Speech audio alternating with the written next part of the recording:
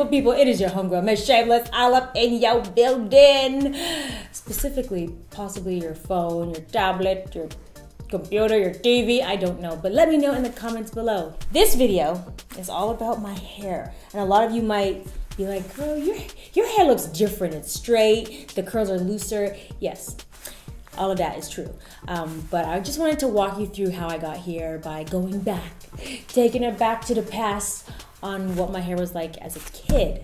I think as a child, all the way until I was 12, I've always had short hair, shorter than this.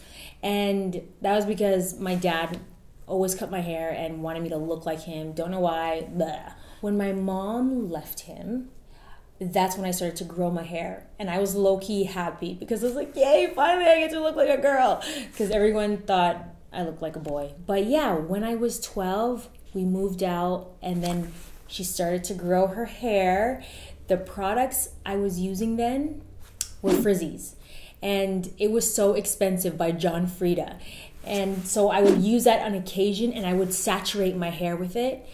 And it was super rock hard. And I had like major shrinkage. Like it would be down to here, but it really was just chilling over here. What was my relationship with my hair? My mom attempted to relax my hair because I begged her to. But as soon as she put it in, I started screaming because it was burning. So she washed it out.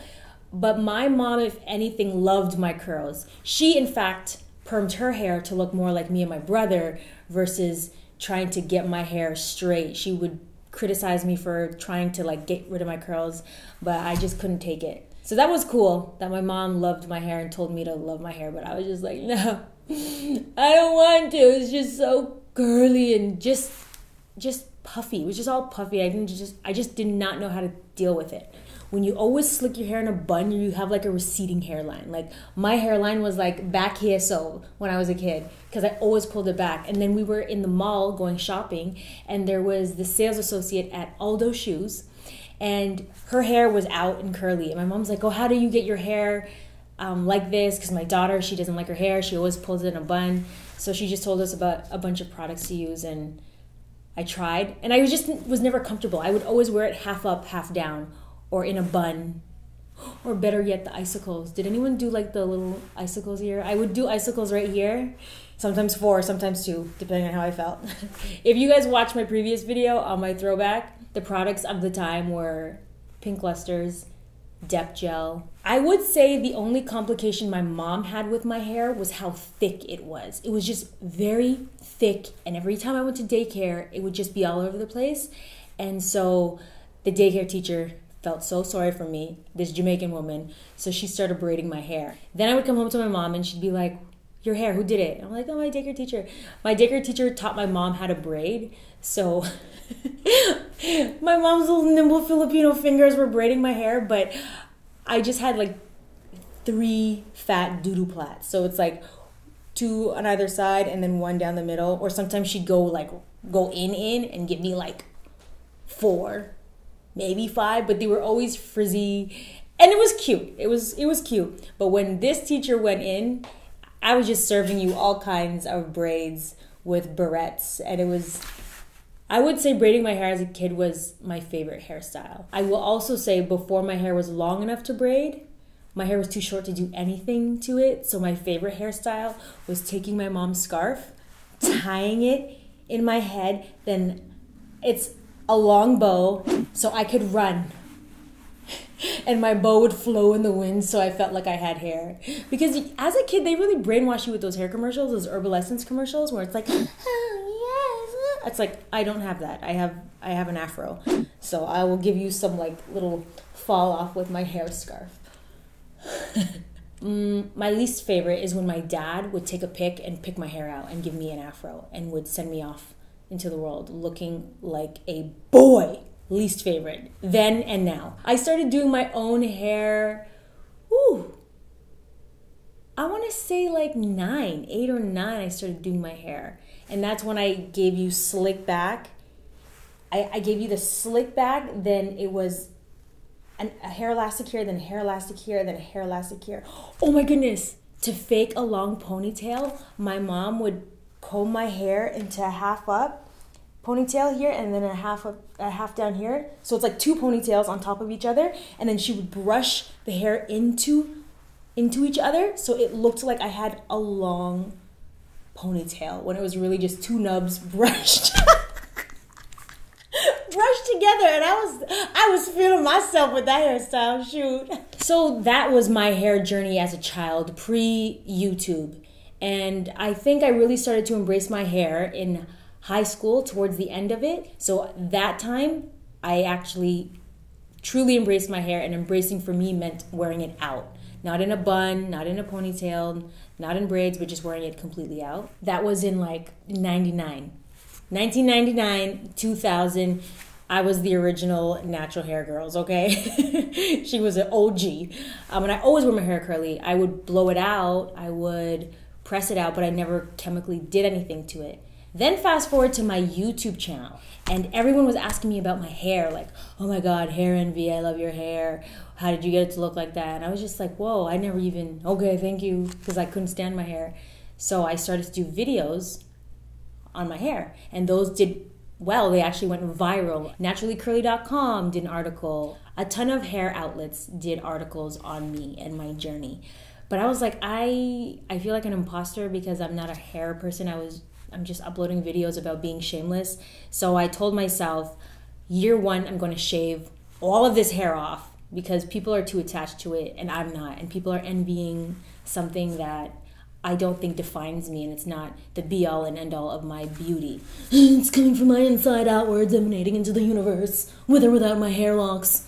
But the big chop, the shave off of my natural hair that had no chemical treatment, I thought it wasn't a big deal. Even doing my hair, like shaving my hair off, I will say I felt vulnerable because I was letting go of a lot of stuff. At the time I was going through a divorce, and I just felt like this was symbolizing me like letting everything go. And it was cathartic. The next day I forgot that I shaved my hair off, and when I saw myself in the mirror, I was like, I felt old and I felt sick, because usually when you're bald, that's associated with age or illness. And I didn't like how I felt, I didn't like how I looked, but I was just like, girl, you better work this is what it is. And it took some time, but I finally got to a place where I can embrace being bald. And it made me strong. It made me feel like I didn't have to rely on this thing to get me views, to get me clicks. And I loved me a bald moment. I would shave my hair every 2 weeks when it started to grow, and every 2 weeks go to the barbershop and buzz that. Started to rock some fades, started to rock some designs, not such good designs either, that you would never see because I never posted it. And then I started to play with color. I started dyeing it.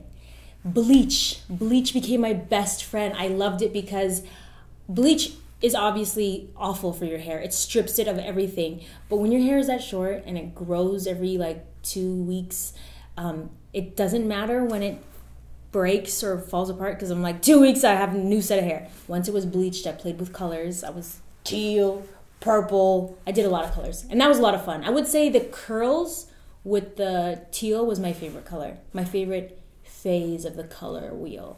And my hair has been short for most of my YouTube career. Like, I've been on YouTube for 5 years. My hair was short for 4 of those, and now it's finally growing back.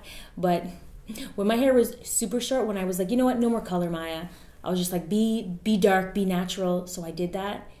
And then I started to play with the texturizers. I started to get hooked on the texturized life, mainly because my hair was short and I wanted that look, that Nia Long, that 90s total, that short. That's what I wanted. That's what I was striving for. And I would always go to the salon. Having short hair introduced a whole new world of salon living. I was in the salon every 2 weeks getting my hair pressed because I wanted that look. But then I said to myself, I was like, you know what? I want to be able to do this at home. Can you guys like loosen my hair texture so it's easy? Because you need to like heat and like technique to really get it straight, which I didn't have. So he was like, okay, let me just texturize it. And he did an amazing job. His name is Bear.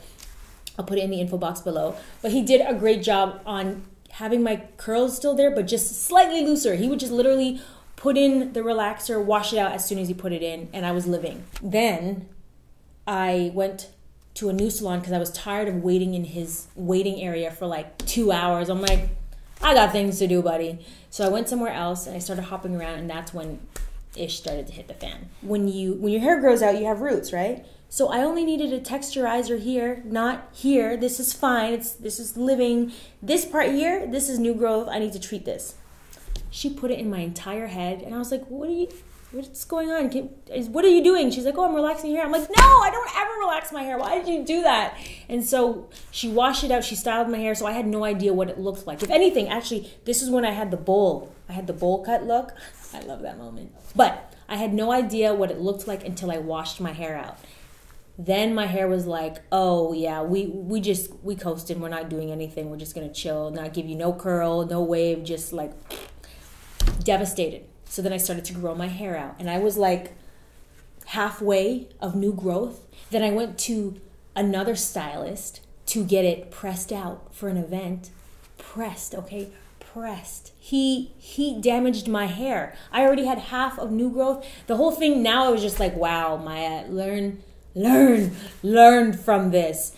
Don't just hop into any salon. Don't just trust randoms. Just really do your homework and really do like multiple screenings, because I messed up and now my hair, it's messed up. Right now there was a roller set. I just put rollers in and I slept with it and I took it out. But no more heat. This is heat, I don't know, heat damage. I think the relaxer has grown out, but I'm just like, this is not my natural hair texture. I think back here is. It's like some here. There's some curl there. Look at it. I'm using this mirror. Impressions. Shout out to Impressions Vanity. So now I'm having to learn how to keep my hands to myself, leave my hair alone. But I've been playing. I've had short hair for 4 years that I never really got to do anything. So as much as I want to cut off all this damaged part, I'm like, nah. I love braids.